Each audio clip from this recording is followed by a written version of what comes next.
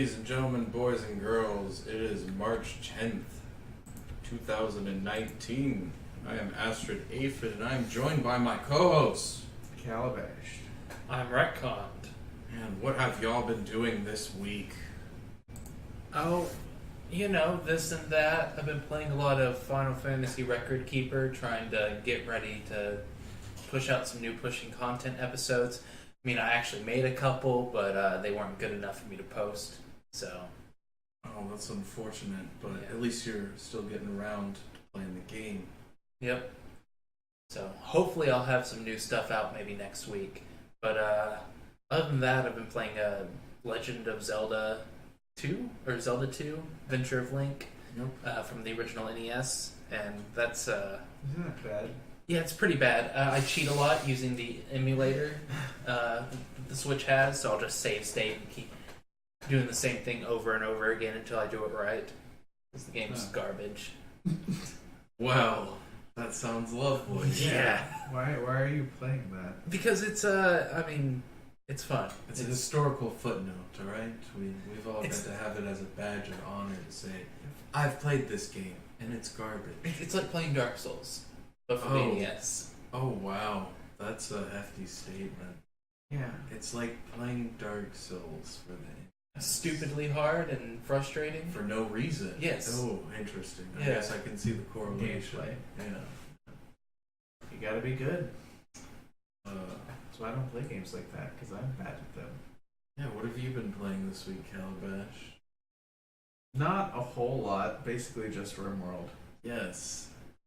Yeah. We've all been playing a little bit of RimWorld. Yeah, that was At a least- good time. Was there We a stream did- last night? Yeah, I think we did yesterday. We did like a Oh, 10-hour session, 9-hour stream. Yeah. That was pretty fun.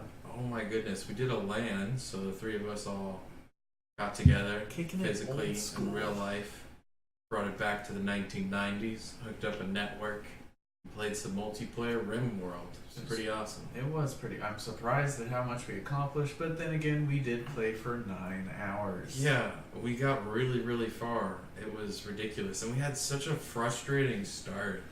Like, Yeah, we Tater! almost hate it. Oh, poor Tater. I seriously wanted to restart at a certain point. When I mentioned it, I was like, for fuck's sake, I'm so triggered right now. yeah, and it was like 4 or 5 hours in, and it's just like, oh, we could. It's just, it was a rough experience, but we prevailed. Oh, speaking of, we need to build some mortars. Yeah, well, Hey, yep. we're gonna be continuing for sure. I definitely enjoyed myself and love the idea of bringing it back to the LAN. Maybe in the future we'll even break out the original Diablo. Oh yeah, we need it's because it's on GOG right now. Yep, I think we're gonna try that out. It's like $10. You can also buy Diablo 2 for like $10 on the Blizzard app. Yep. Which I did not know. And I want to do now. If you do it through, I think I own it through Blizzard. I might Diablo already. 2 already. Yeah, it was like if it's available on Battle, If I that's own the it. if that's the case, we should try to Yeah. do that. We could do 1 and then 2, and then do the whole series. yeah. Oh man, we're setting really high expectations for Yeah. ourselves. This is all just hype. None of it is Yeah. real. Hopefully, this Thursday we'll be able to do the Jackbox games. Oh yeah, Yes. that'll be fun. I don't know how we'll Uh, record that though, because it's on your Switch, isn't it? No, it's on my computer, so that Oh. we can record the main box stuff through there, Yep. and then we'll just be playing through our phones, Yeah. and that'll just display everything that's being inputted. I've actually played it over at my parents' house. Oh, wow. It's so mainstream It's now. the party game, man. It's weird. I was super amused by the idea of them trying to explain it to me. And I was like, oh, Is that I'm how aware. it works? Yeah. I didn't Oh know. my. But yeah, it's a great game to play over the holidays with a bunch of family members that you never see because you don't have to talk to them. You can just play games. And then you can be like, don't you remember that time we played Jackbox at Christmas? Yeah, that's a perfect excuse. Jesus, we just sound like one advertisement for these people. Yeah. Never played the game. Yeah. Well, we will be playing it, hopefully. yeah. Well, I mean, definitely. Yeah. For sure. That one we can actually keep the hype on. Yeah. Let's go ahead and jump into our first article. Anthem is back in the news this week to no one's surprise. There's a bunch of balance issues. And oh yeah, it's breaking consoles too. Yep, when it rains, it pours for Anthem. Anthem's the new Fallout 76. Oh, shots fired. Man, that's rough. Well, I mean, actually, I saw this article, speaking of 76, Mm-hmm. about like the last Fallout 76 player. And I mean, I don't know if that was hyperbole or not, but this guy is the only person on the server like ever that when he logs in. So Yep. it's like a single player game for him. That Yeah. would have been on like the ending or something, and I'm just retarded. Well, I mean, it's the idea though, right? Like the irony is that they created a game that's supposed to be filled with multiplayers and has no NPCs because of that. The dumbest excuse I've ever heard. And they've banned people and made such an atrocious game that no one wants to play, so now it's multiplayer online servers turned into a massive online game for a single player. Yeah. It's great bittersweet irony. I love it.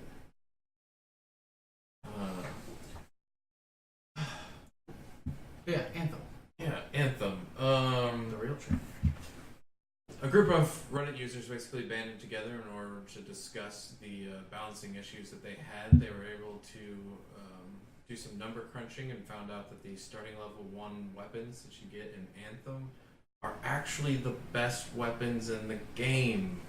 Which is kind of a problem when the game is based around a looter shooter, basically meaning that the loot is the sole purpose of playing. Well, Yep. that's just their way of fixing the trash stat system.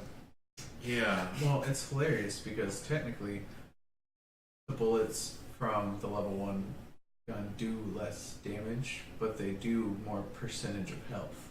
Yeah. Yeah, it's one of those perfect examples where it's like what you're reading isn't what's actually occurring. Mm-hmm. So in order to adjust difficulty settings in the cheapest, quickest way possible, instead of creating individual units with different stats, they basically are trying to have the units scaled live to the character that's attacking them. And they also scaled the starting level 1 guns, so that way if you were to join a high level player in a mission that's way further down in the plot storyline, you would still be participating in that fight in a reasonable way. You wouldn't just be like, doing garbage damage. Yeah, getting carried the whole fight.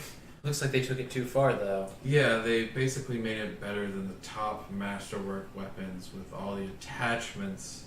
So they've acknowledged the problem.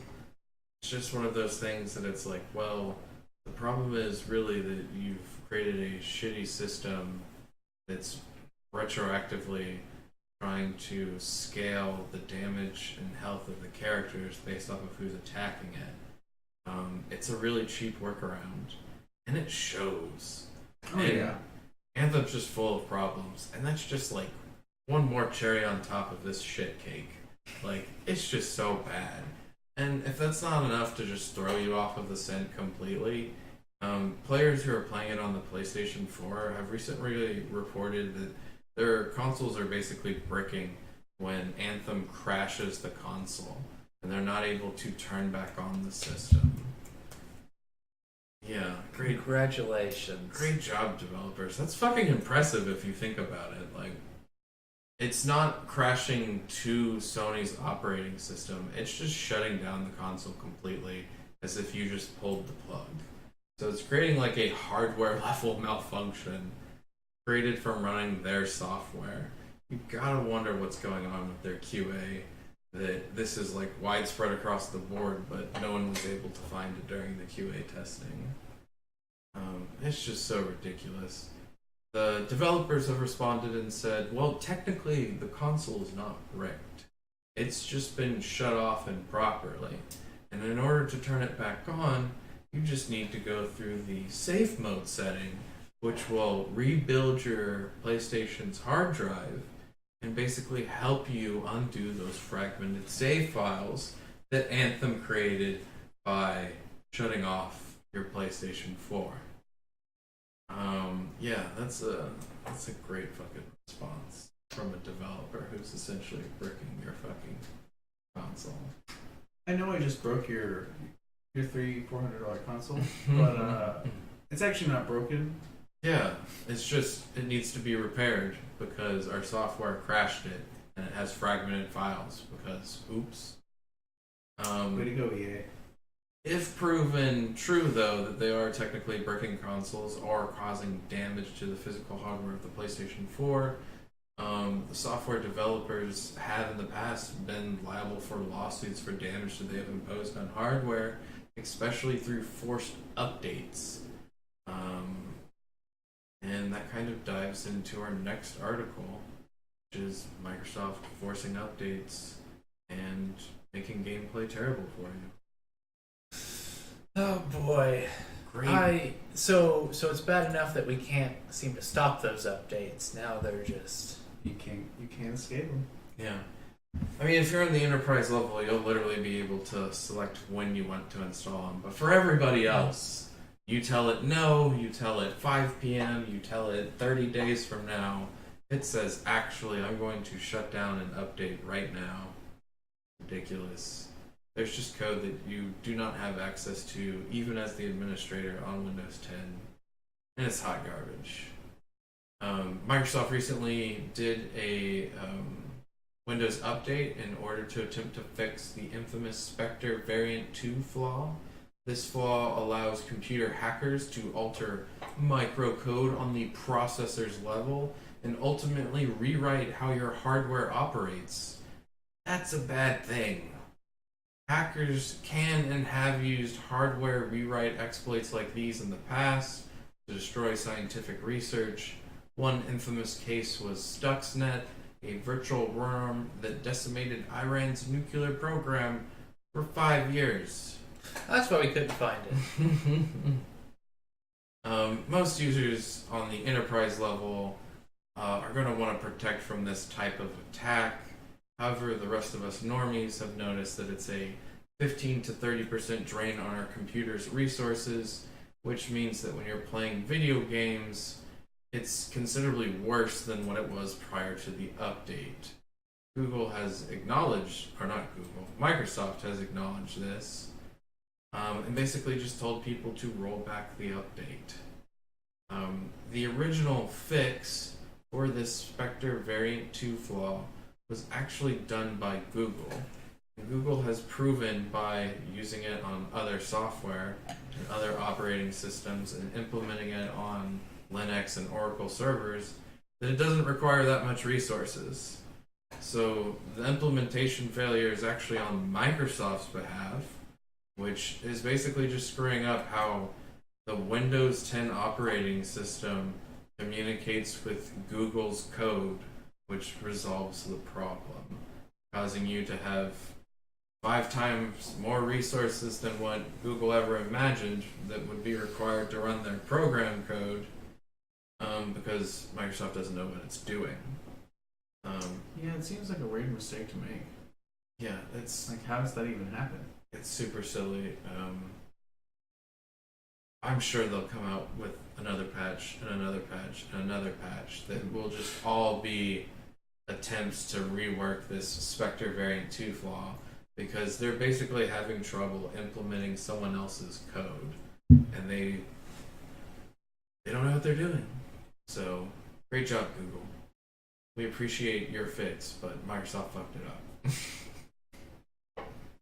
So yeah, I don't think I wrote down what the upgrade was called.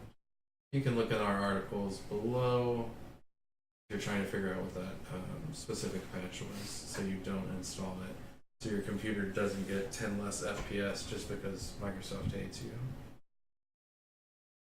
Our next article is about Steam, who removed an adult game recently. Oh. Say it ain't so. No. They're coming no. after our porn, guys. Can you believe that?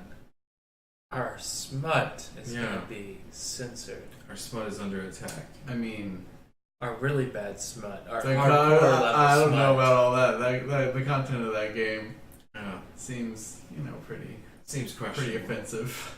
So, back in 2018, Valve decided to change the way they moderated their Steam store, when it came to video games featuring adult content.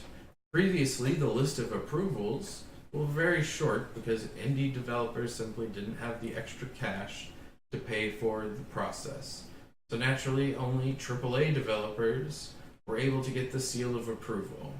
Now, they've changed their minds and opened the floodgates to for content, with the caveat that the community as a whole will be responsible for banning content it finds unsavory. In other words, Valve ran out of ideas and passed on the work to the consumer. And the community has finally banded together and found a game 10 months later, after given the power, to ban from the Steam store. The game in question promotes sexual assault and violence against women. The developer has been called a troll for describing the game as a dark comedy. Ironically, Steam used this bit to levy the game off the platform entirely because, believe it or not, they have a strict policy against games intended to troll. So that's an ironic turn of events. The article is basically talking about Steam removing the game. Steam actually says, well, the community decided to remove the game, and then you find out, oh, actually we're removing it because the developer's a troll. Alright, I'm glad we're all taking a stance against the correct thing here. Yeah. Fucking trolls. And Russian bots. And, these types of games. But yeah, I think it's interesting that the Steam community finally found something to ban. And, if they hate it and they don't want it on the platform, that's fine with me. Yeah, especially with this type of questionable content. It'll be found elsewhere on the creepy dark web that no one wants to visit. Yeah, I'm sure there's tons of CD key websites they can just give CD keys to and try to distribute them through them or some bullshit like that. But I mean, it's who would interesting. Want this? Yeah, seriously. Though. Yeah, it's interesting that Steam is no longer the family-friendly platform, but it's definitely trying to do a job of weed out hot garbage. Yeah.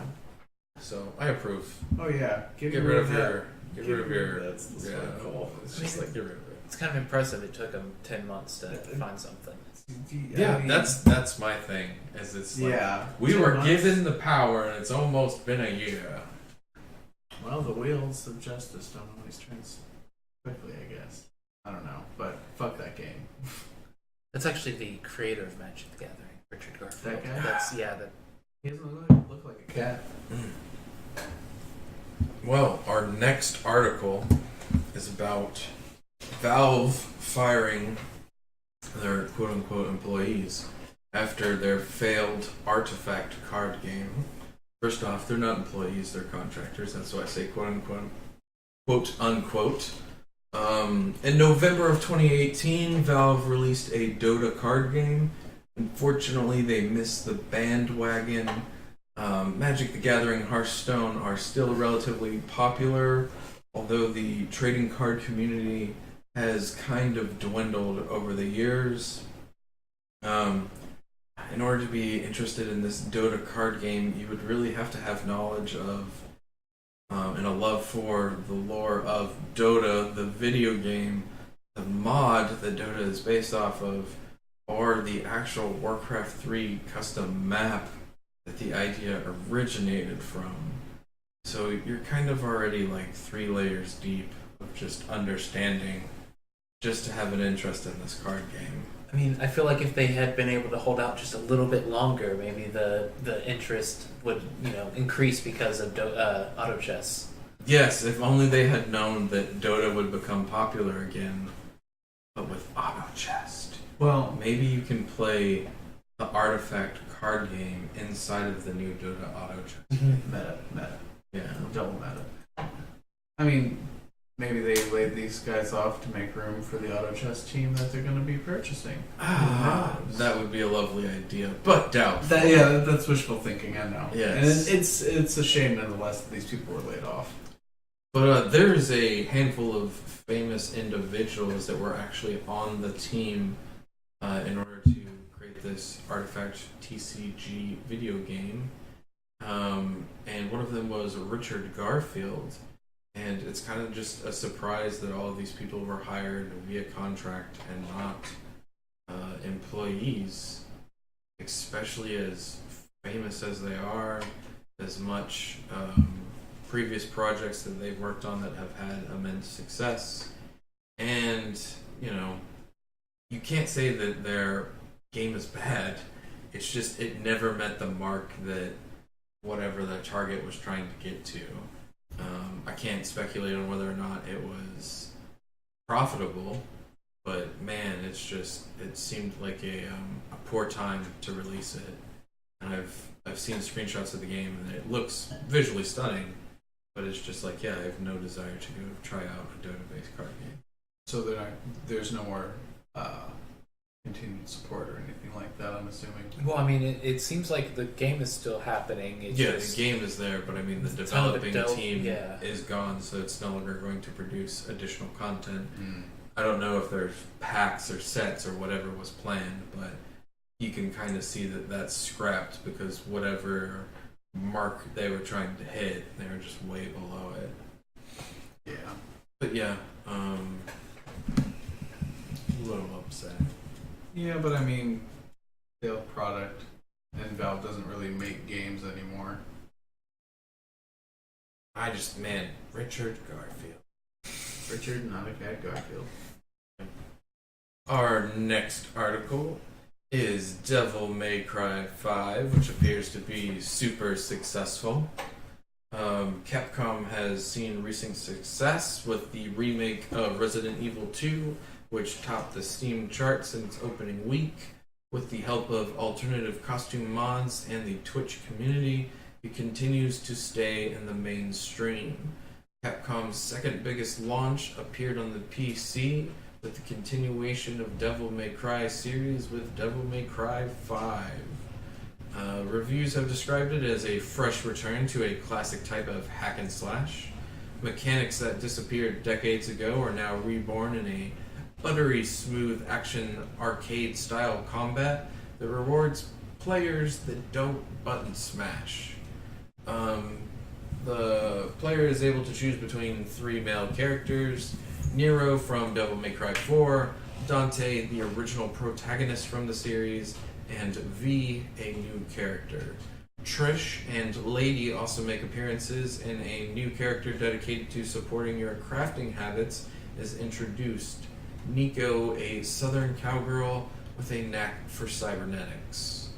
Nero's Devilbringer's arm from the previous game has been replaced by a cybernetic one called Devilbreaker. The arm features a wide variety of uses and upgrades, including Mega Man's Mega Buster, a Razor Whip, a Shockwave Gauntlet, and of course, the Pasta Breaker. If you haven't played Devil May Cry series in the past, now is a good time to get acclimated. There's no requirement to play the previous games because honestly, no one plays it for the storyline. They're there for the combat. If this is the type of game you want to play, you'll find immense replayability. Every level ends with a score and a rank. You can always do better. So I think I talked to y'all before. Y'all aren't really fans of the Devil May Cry series. Haven't really played it much. Yeah, I haven't really played any of them. I've played one. I thought it was alright. I think it was the third one. That's about all I can really say about it.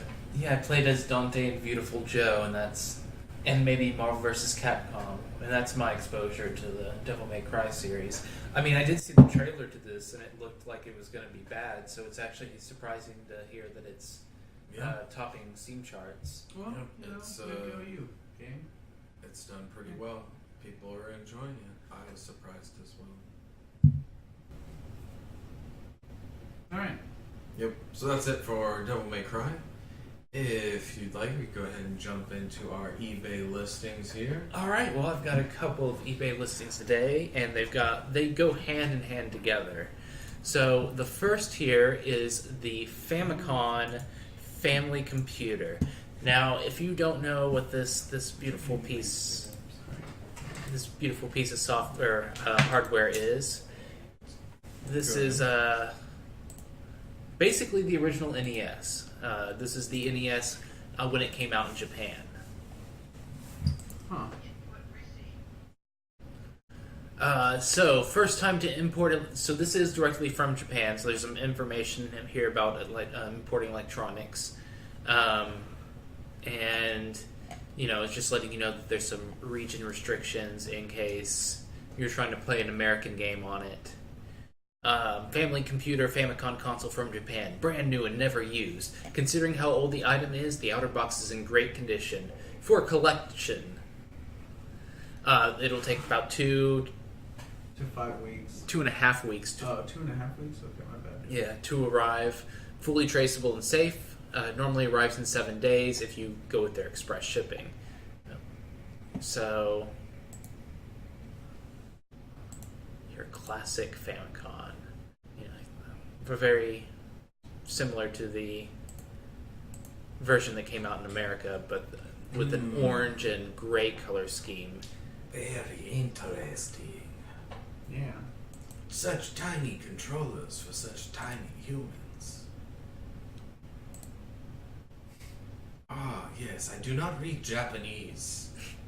So, as you can see, I have no idea what that says. So, we're looking at a family computer. Yes. Which is actually a video game console. And of course It takes has cartridges. A Nintendo-like knockoff. Well, No, this is the by original. Nintendo. Oh, This is the by original Nintendo. NES. If you look at the bottom Okay. left, it's Nintendo. Oh, okay. This is the original NES. This is the NES before it was Before made it was into. called NES. Yeah, they basically made this into the NES when they released it in America. Okay. And so the question becomes, on The Price is Right, how much? New in pack? Well, box included. It didn't say new in box, but they have all of the original Yes, packaging. sealed in package. Yeah. $1,200. I will say 5,000. Oh damn, we got a pretty big range there. Let's see how wrong we are. $375. Why do we even bother? I don't know. Good thing this isn't our job. We would be fired so But fast. it's the Nintendo family computer. Yeah, but I had never heard of this thing before. I was going. But that means it's so rare. So rare. So rare that no one knows what it is, and they've made so few, right? So this is, for our second listing, the Nintendo Disk System console. And this actually connects into the Famicom family computer and allows you to input floppy disks. So there were Nintendo games that were on floppy disks, and you would use this to play them through the Famicom. Of course.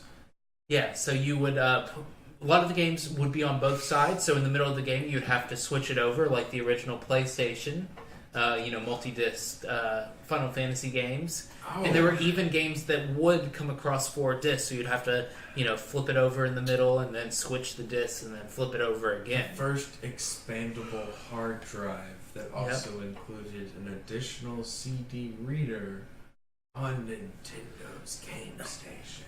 And so the disc games would actually have increased sounds, like new sounds and things like that regular games on the console couldn't have. So that was part of the reason you'd want to use the disc as on top of that, because more the disc storage. was a floppy meant for a computer.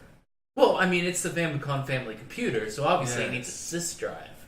Right. Oh man, that's. So let's check this thing is out. Just next level. Yeah. There's where you connected in on the top. Look at that. There's beauty. the Famicom. What? And then there's the disk drive, and then you would just throw Yeah. Things were weird back then. Look at that box. It sure is square. 1986. So square. Are you oh. There's the instructions. Look at this. Look at this Serial hole. numbers. That's a nice hole. Oh, okay. Is there an actual device though? I'm confused. Yeah, it was that red thing in the image. Right, but I mean, oh, okay, keep scrolling. Yeah, I'm sure. I just want to see we're only the like thing. we're like 2/3 of the way. That's through the way thing. too many pictures. Yeah. I don't have patience. I like that they had so many pictures. There's the device okay, itself. Okay, yeah. At first, I was like, "Is this just a fucking box? Like he's just selling There's the front of it. box?" But okay, here's. Stick in your floppy disk. Oh, you're excited. You want to Yeah. stick in your floppy? Oh yeah, I want to stick in my floppy disk. You know what I'm saying? You got weird. That was weird. Looks a little worn there. Also, that's not how that works. So this thing would We'll get into that conversation another time. this thing would be powered by either a plug-in like AC adapter Batteries. or 6 D cell batteries. Ooh, only 6 D Only cells. 6. Take my money now. Yeah. Alright, how much do you think for this fucking catastrophe? Of a design choice. I mean, it makes me think of that meme. You know, I'm limited by the technology of my time. Yes. I don't know, $200. I'm gonna steal the previous answer. $1,200. Good range. We got a good range here. Can't read that. $259.99. Yay! The last one let me know. If it only sold for $375 and this is the add-on. I was thinking. Here's some more images. No more images of this thing. Look, it's a Nobody box. wants it. It's red. And it's a box. And it holds floppies. The floppiest. Oh, it's the floppiest of floppies. I was just thinking, well, you could use it with a computer disk, and the fact that it's an extension. I'm not thinking people want it. I'm just thinking it's so fucking rare because no one has heard of the Family thing, the Family Computer by Nintendo. They've probably never realized that you also could put floppy disk in it with this cool, unique extension from the fucking 70s. I didn't realize that until recently. Yeah, so I just figured it was $1 million idea. Alright. Who's to say? Because I was looking for the Famicom originally. Japanese men in the 1970s who were investing in it. I was looking for the Famicom originally for the listing, and then I was like, I found the disk system, and I was like, oh, this thing accepted floppy disk, and that was It's the only so- way. Yeah, And so then I, did some research and found out it was a separate peripheral. That's disgusting. Well, if that's it for Price is Right, Yep. we can go ahead and move on to media recommendations. Oh Stuff. boy. Things. So I want to talk about so many things, but some of us haven't seen all the things that other of us have seen. Into the Spider-Verse. Yeah, I wonder who that is. Anyways, oh, hi. Hi. I didn't realize you were sitting there. I'm very quiet. You should see Into the Spider-Verse. It's an amazing idea. You have free access to it because it's on my Plex server. Someone else got access to it the other night and watched it. It's amazing. These are all true statements. And the best part of that Spider-Man movie was Nicolas Cage. I didn't even realize he was in there until tonight, but 10 yeah. 10 out of 10. The hidden Nicolas Cage effect. There's actually tons of stars in there that I didn't realize until tonight. Yep, we had to look up the voice actors, and then we were like, oh, they have money. They have Yeah. lots of money. Damn, I got the Price is Right song. Let's see, what else? Doom Patrol, have you watched any more? I Just the have first. only watched the first episode, but if more episodes have come out, I'll watch them probably Yeah, I think tonight we're- or tomorrow. I think we're up to like 4 or 5. Oh, look at that. You got a backlog. Yep. But yeah, Doom Patrol is alright. It's definitely your B, maybe C rated superhero show. It's not high quality production, I guess is what I'm trying to say. Does the quality really drop after the pilot? I mean, to me, I don't know. I don't know how to describe it. I just, especially in comparison to what I would assume would be a similar budgeted show, like Umbrella Academy. It's just like, man. oh, you can see where other people spend their money in a lot better ways. Yep. I do like that low level cheap stuff though. Like I don't know what it is, but whether it's like the X-Files effect of I just need something like spooky and weird, and that's enough to just draw me in and keep me going. But someone in a TV show could just have one supernatural ability that's just weird, and I'm like, all right, I'm hooked. Now just give me weird CGI or have shit flying off the walls, and all right, I'm watching it because I don't know what's going to happen next, because there's no logic or reasoning behind it, because it's fucking magic, right? Yeah. So we mentioned it in the middle, or you mentioned it in the middle there. We've now all watched Umbrella Academy. Yeah, Umbrella Academy is fantastic. Yeah, that's great. Good stuff. Got your time travel. Yes. So first off, positive things. Definitely liked it. Appreciated all the various different characters. Really liked the dark humor in the series. On a tad bit of a negative side, felt like there's a lot of filler where I was just like, yes, you guys could have made 30-minute episodes, and this would have been like pow, pow, pow, and this would have been like non-stop fucking laughter. I read character development too, though. It was good. Some of it, I just boop, boop, boop, boop, boop. Oh, look, it's a thing now. We're not talking about your daughter.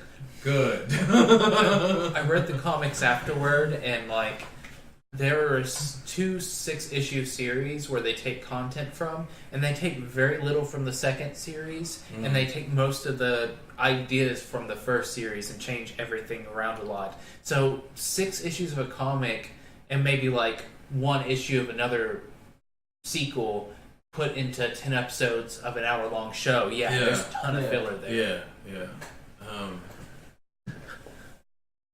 There's a lot of stuff that I was like, you're trying to get me to give a shit about the character. I just don't care. Like the lady with her child who doesn't have custody. Right. I'm just like, oh, poor rich person problems. You don't have custody of your child because, I don't know, we're going to find out that either you're a terrible human being or he did something that was unlawful with his money and power. Could not give a shit less. The stuff that I do care about, they're just maybe aren't going to gloss over because it's not a primary interest or concern. Like the dude who's all muscular and stuff. I was like, I don't care what's going on under there. Like, you look funny. It's weird. You're a big dude. You're a big dude. You're gonna hit someone. It's gonna be like unstoppable force. I really just don't fucking care what's going on. Like, just, it doesn't matter to me. But like the stuff that I do care about is like, the dude that talks to the dead people and stuff like that. He's just such a fucking character. Like, I want to know more about him and his background, and we just had a very light basis on it. Very, very light compared to other characters that they're like, care about my family members and feel bad because I was experimented on and I look ugly and blah blah blah blah blah.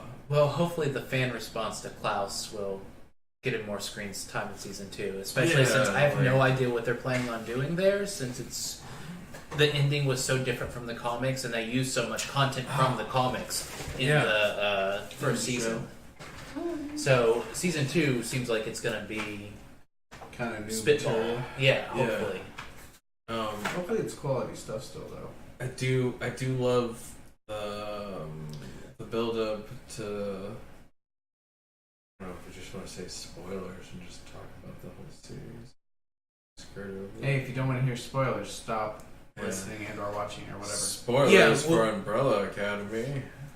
If you're watching this on YouTube, I guess we'll have a timestamp to when these spoilers end. There'll be giant, just listen. Flashing words. You gotta pay attention.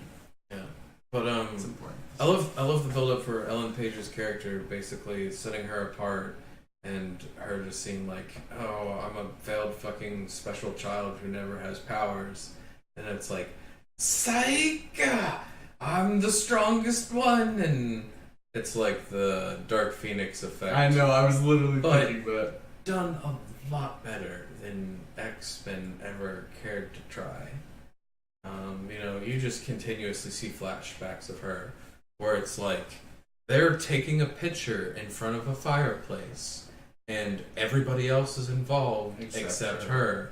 And she's screaming at her father, "You've forgotten me." And he's like, "No, I haven't." Nope, I didn't forget you. And I'm just like, the fucking cold relationship this man has. That dude did such a good job. Oh, for real. And I love how he's just, I don't know if it's proper or pompous or just he's so, Both.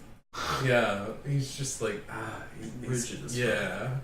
I loved his character because it was like, yeah, it's hard to be in love with a fucking wall, right? He just never received or gave any emotional response to them, but he gave financially and educational wise, I guess, all the other stuff that they needed. Well, hopefully with the next season they'll be able to fit him back in, since they've kind of set up with a way for him to be back. What with the time travel and all, since we're doing spoilers And him being anyway. an alien and all that jazz. There's so much good stuff. I love All the acting in the show is honestly really good. Yeah. Going back to Ellen Page, like I love that character, how that's set up, where it's just like, I'm a fucking outcast, then find out that it's my powers, and then like everything that they do pushes her further and further away, down to what's her face trying to get her to break up with her boyfriend, down to the boyfriend trying to get her to stop doing medication, just all this other fucking stuff that's just like, what the fuck? Oh, you watched Misfits, right? Yeah. Did you realize that Seance is Nathan?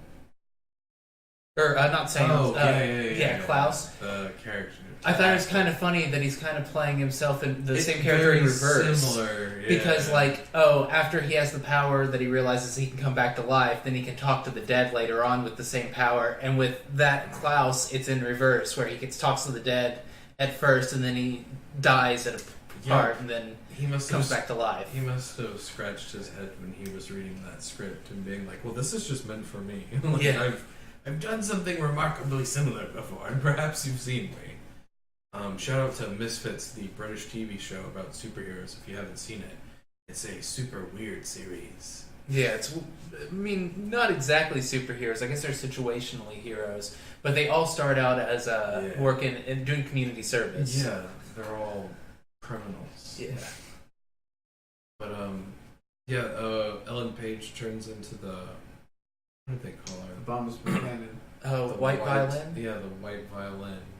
And it was just like, damn, like graphically and just like how they used her powers and like all of that. I was just like, that is a legitimate like boss fight scenario. Like, what the fuck do I do here? I enjoyed that a lot.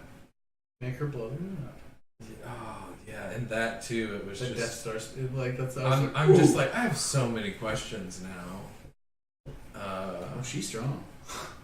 Yeah, so at the end of the boss fight, they fuck up and blow up the moon on accident. Way to go, Allison. Yeah, but they stop her.